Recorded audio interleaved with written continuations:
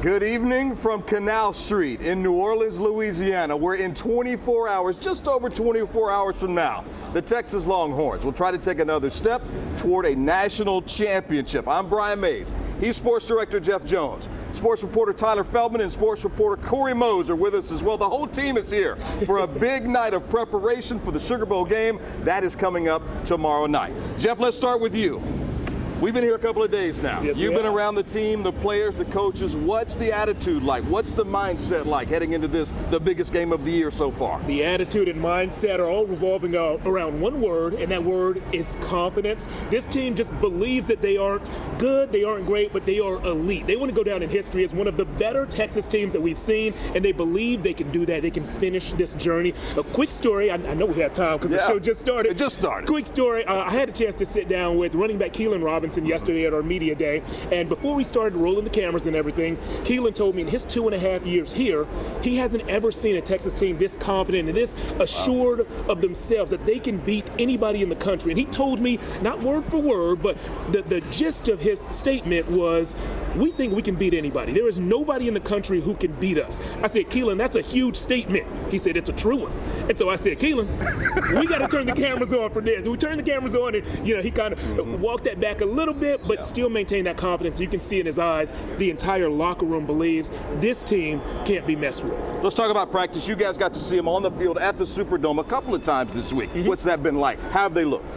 Our media windows are pretty short, pretty brief, but one thing that does stick out to me is what Coach Sark did at one of the practices. He looked over at the sideline, he saw that cameras were there, and he quickly waved them off, said, you guys gotta go. And what that told me, my antenna went up right there. I said, okay, this means they're about to put something special in, and they don't want that something special to be on film. So I don't know if it's a trick play, a new formation, maybe some guys playing in different positions. I don't know what it is, but I'm excited to see what Sark has up his sleeve. He's had about a month to prepare, so it's going to be good. And speaking of Coach Sarkisian and this team, they got to appreciate the journey and the moments, and it feels like they are. I think so. Many of the leaders on this team were part of that 5-7 team just a few years ago, and Coach Sark actually spent some time earlier today comparing this year's team, not to the 5-7 team, but to last year's team. And surprisingly, that team was pretty good. Surprisingly, Coach Sark said that team only had 3 bona fide leaders. That was Bijan Robinson, Roschon Johnson, and DeMarvion Overshown. He said this year's team has 30 to 40 bona fide leaders. So instead of 115 guys leaning on 3, 115 guys are leaning on, counting on, and being held accountable by 30 or 40. That's the biggest difference. One of those 30 or 40 is senior receiver Jordan Whittington. Yesterday, he said his advice to younger players on this year's team is not to look past this moment. Don't just assume you're going to be back here. Cherish this moment because you never know what the future could hold. And today's Coach Sark doubled down on that sentiment. It's an unbelievable opportunity, not just for this season, but I think for anybody throughout their career, whether you're a player or a coach, because you never know when you get this opportunity again. And so I think his messaging is, if I'm understanding it correctly, is like, cherish the moment, cherish the opportunity, don't take it for granted, because you never know. We could have a great team next year or 2 years from now, but because the way the chips fall, you don't get into this Final Four. So, and I understand that the playoff is looking to change and expand in the next year or two, and however that looks, none of us really know. So to be in this position this season and today, I think is one that we definitely don't want to take for granted. We want to cherish the moment and make the most of it. Yeah, and if they make the most of this opportunity, that means they're going to win tomorrow and have a huge game, historic game. That's one week from tomorrow. Guys, I think it's time to bring in the other 2 members of our coverage tonight. That is Tyler Feldman and Corey Mose. They're on the other side of town right now enjoying a trip over to Manning's. Guys, tell us what's going on over there. Well, what's going on, Jeff, is we've got some food delivered to us moments ago from Manning's Sports Bar and Grill. Nachos, a shrimp po' boy. Yeah, go ahead, have some. I gotta get something on it. Get some stuff on there. A little jalapeno. Corey eating with some heat. And we've got some heat from the Washington fans here. It seems like there's a lot of purple, Corey, in this restaurant right now. Sorry, it's a great nacho. Glad you're liking it. I'll have mine But it's later. totally right, though. A lot of purple people here in the Manning's restaurant. They have the Seattle Seahawks game or the Pittsburgh Steelers game. Sorry. Could be the Steelers game for some watching here tonight. But it's clearly a very live environment. We actually met some friends over here at this table right behind us. So it's a great environment, but man, I'm glad to be here in New Orleans, man. The atmosphere is crazy. Me too. In the game coming up tomorrow, these are two teams that know each other very well. As we take a look at this graphic, the Huskies and Longhorns played against one another last year in the Alamo Bowl, which is pretty crazy. Yeah, and speaking about the history of these teams, the Texas Longhorns, they actually made the college football, well, they've never made the college football playoff, but also back in 2009, that was their last time being in the BCS championship game. And of course, they won the national title 4 years before that in 2005 against USC. And then you look on the right side of your screen, the Huskies, this is their second college football playoff semifinal appearance. They lost to Alabama back in 2017 in the Peach Bowl. No BCS championship appearances. They could change that this year. They did share the 1991 national championship, though. But that's the past, Tyler. Let's start talking about the present. Coming into this Sugar Bowl, Texas Longhorns are 12-1. Of course, they're the Big 12 champs after knocking down, or beating down, Oklahoma State, I should say. They have the 16th ranked scoring offense and also the 13th ranked scoring defense. Huskies, they've got a good squad too, though. Undefeated, haven't lost this season. Pac-12 conference champions, the last Pac-12 conference champion, at least for the foreseeable future. The 11th scoring offense, 50th scoring defense, so it really is setting up to be a great matchup. And speaking of matchups, Corey, we talked about this a little bit ago, but these two teams met in the Alamo Bowl last year. One of the guys who played in that game, DeMarvion Overshown, he's been a key central figure for the Longhorns team when he was part of the team. He got drafted by the Cowboys. He actually tore his ACL, unfortunately. But I got to catch up with him. He's doing pretty well. I mean, we got to hear what he's doing. What's he up to? Man, how did you claim that exclusive interview right there? He was in the lobby of the hotel. I said, hey, I know that guy. That looks like DeMarvion Overshown. I said, I want to see if he wants to chat a little bit. And, of course, Demo obliged. Here inside the Sheraton in New Orleans, look who I ran into. DeMarvion Overshown, Texas X, now at the Dallas Cowboys. You're in the Big Easy. What is the feeling going into this weekend? A big game tomorrow, huh? Big game. But last time I was here, I remember coming home with a W, so I'm feeling good about the team. But I'm definitely excited to be here as an ex, as a teammate to some of these guys, and I'm excited. Yeah, take me back to 2018, a younger Demo. What was Demo doing for that whole Sugar Bowl parade? Man, I really didn't know what to expect. We was coming in with the Georgia. They deserve to be in the playoffs. They finna put it on y'all, and it was more me. I know I had to do my part on the special teams, but it was just the whole experience, getting here, being a part of the Sugar Bowl, and getting that feeling of the New Orleans, and then going out there and playing a big game like this one. It's definitely a feeling I'll never forget. But the W and holding the trophy after was the big part of it. So I'm looking forward to that tomorrow. Of course, last year Washington, so you're familiar with the Huskies. Do we have a prediction, a Demo prediction for the game Monday night? Texas win 34-17. Hook 'em horns. I gotta ask. So how's the process been? Tore your ACL.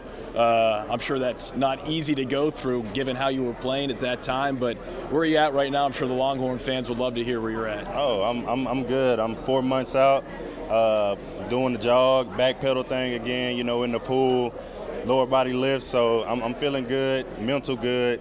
It's good to be around the team and be able to, just feel going into the playoffs, all the energy in the building. So, still playing my part, being an energizing bunny on the defense, and excited for this playoff run. And the Cowboys are treating you well, I'm sure? Real.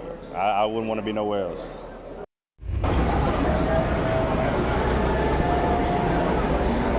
Just so great to catch up with DeMarvion Overshown. With that torn ACL, he was getting some serious playing time. He was playing really well, and I think we were expecting to see a lot more of him this season for the Cowboys. But those spirits are high. He's got the right mindset. He's in the right organization. And it was just nice to see him parading around the lobby of the Sheraton Hotel. And, hey, speaking of parading, Jeff, Brian, there was a parade this afternoon, huh? Yeah, you're not lying about that, Tyler. There was a parade this afternoon that ended right here on Canal Street that's next to us. And speaking of Canal Street, the team buses just pulled up and let the players off the buses into the team hotel. They're getting to know New Orleans better. And Brian, earlier this week, I asked many of the players, when you hear the words New Orleans, what's the first thing to come to mind? And when you think New Orleans, what's the first thing that comes to mind? Seafood. The food, oh my goodness. Gumbo. I'm about to gain about 20 to 50 pounds. I'm telling y'all now. Guys, I'm here with Sam Murillo, the executive chef of many successful restaurants, including Drago's here in New Orleans. I like the spiciness. It got to be not too spicy, but like spicy. The Texas players have told us all about the New Orleans food. What's here in front of us? Right here is our traditional charboiled oysters. The food, it's got its own identity, its own personality. When you make it with the heart and passion, the flavors are amazing. You said love is the main ingredient? Yeah. Yeah, I love this. I can taste it. Taste the love. That's good. When you think about the city of New Orleans, what's the first thing that crosses your mind? Probably Mardi Gras.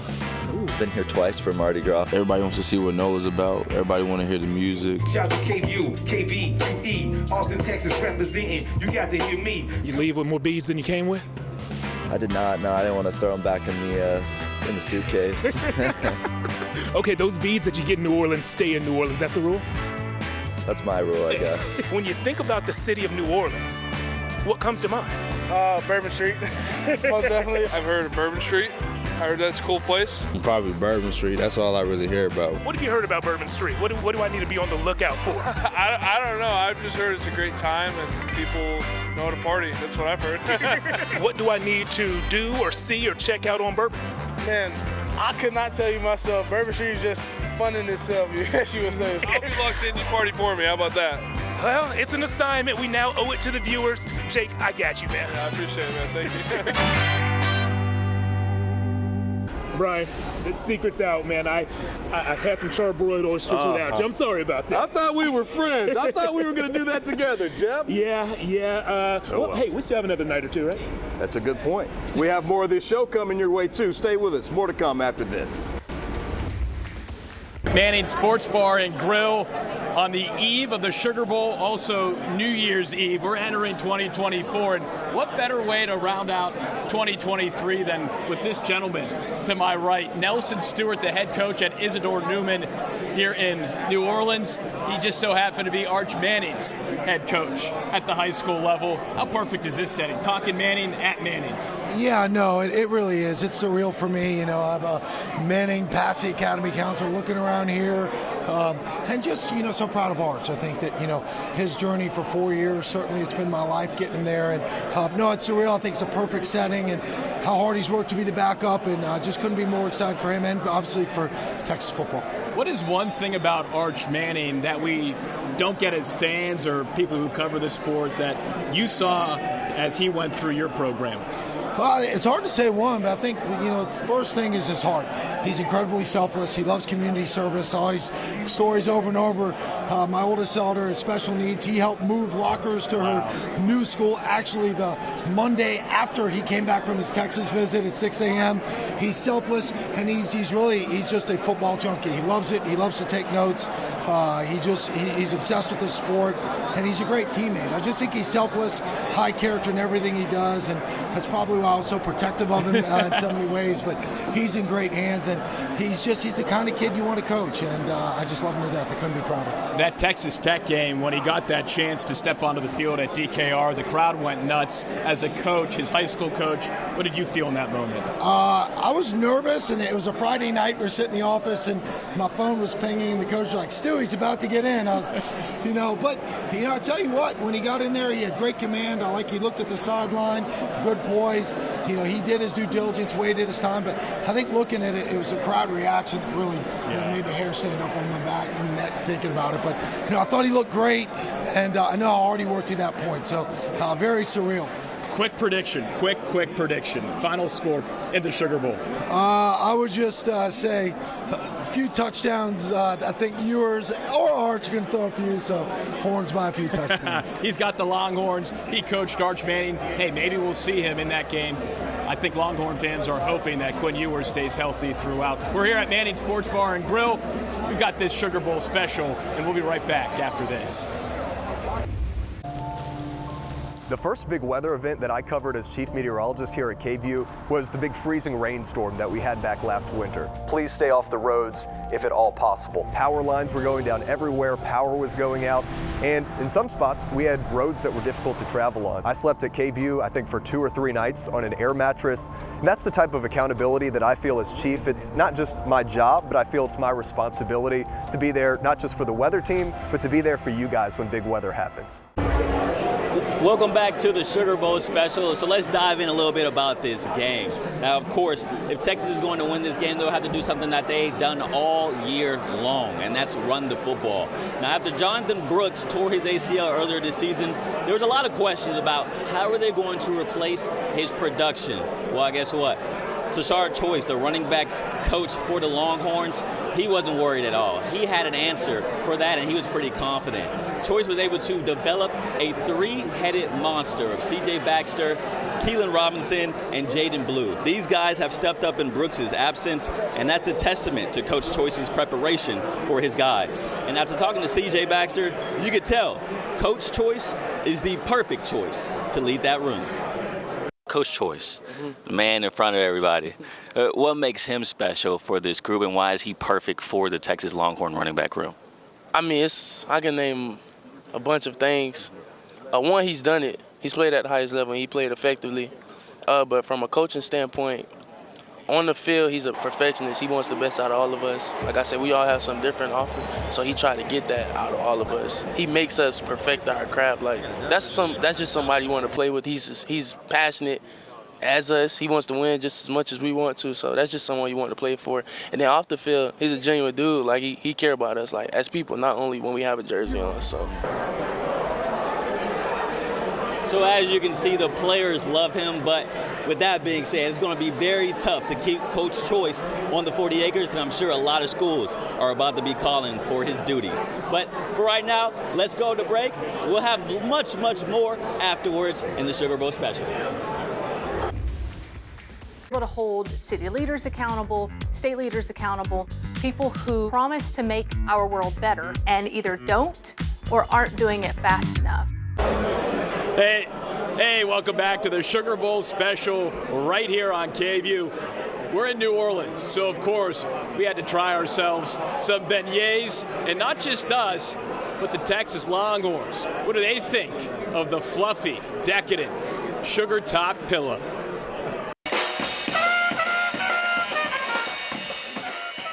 We've got to do this. We're in New Orleans. A full beignet review. Sugar Bowl Media Day. Hayden Connor, David Benda, linebacker. Beignet review continues with Michael Taft, stopper of runs and passes. Michael known for his defensive prowess. Today he's stopping to enjoy a beignet from Café Du Monde, picking off left and right. Now he's going to pick up a beignet. Let's crack this open. I've got 2 boxes. There's already sugar coming out here. This Café Du Monde? Yeah, Café Du Monde. You let me know, 1 out of 10, a nice little beignet review. And I know while you're chewing, I know you're wondering, did Tyler bring napkins? Yeah, I brought napkins. Don't worry. Don't worry. I got you. I've got napkins too, so we'll clean the fingers after. Let's get it going. Hold on. Okay, I'm gonna go with this one. You might want to back up. It's gonna be bad. Thoughts? Stellar. Sugar's good. It's room temp. Oh, yeah. I know this is amazing and warm. Okay. Room temp for sure. It'll change you. It's like kind of like cold pizza. Some people like it, some don't. Tastes like a donut too. I like donuts. It's a good call for the beignets in the morning. If it was warmed up, it'd be a hell of a lot better. See, these room temperature beignets are thick, fluffy. A lukewarm room temperature beignet still hits the spot. I don't think it get better than that. Café Du Monde is fantastic. Scale of 1 to 10, what are we giving room temperature Café Du Monde beignet? So we'll go with 7 out of 10. I'll say like a 9.8, man. It was really good. It was amazing. The powdered sugar was, a little bit dry. 7, 8. If it was microwaved or warmed up, it'd be like an 8, 9. It's still Café Du Monde. I'm all in for the clout, so I'll give it a 7 out of 10. Great bread. Still delicious. I'm not gonna lie. Thank you so much. This is my first beignet. You just changed my life. I'm not a real big sweets guy, but I'm a beignet guy. They like to call it a fluffy pillow. You agree? Absolutely. It's magnificent. You want to lay your head on it and then eat it. Let it be known. Let's put this on camera. David Benda, first and only Longhorn to thank me for delivering the goods here at Sugar Bowl Media Day. You delivered the goods. Thank you so much. Got me ready. I've not eaten anything, but these beignets just got me right. A dessert so delicious, you want to fall asleep on it. That's all of our time for tonight. We hope you have a great night and a happy new year.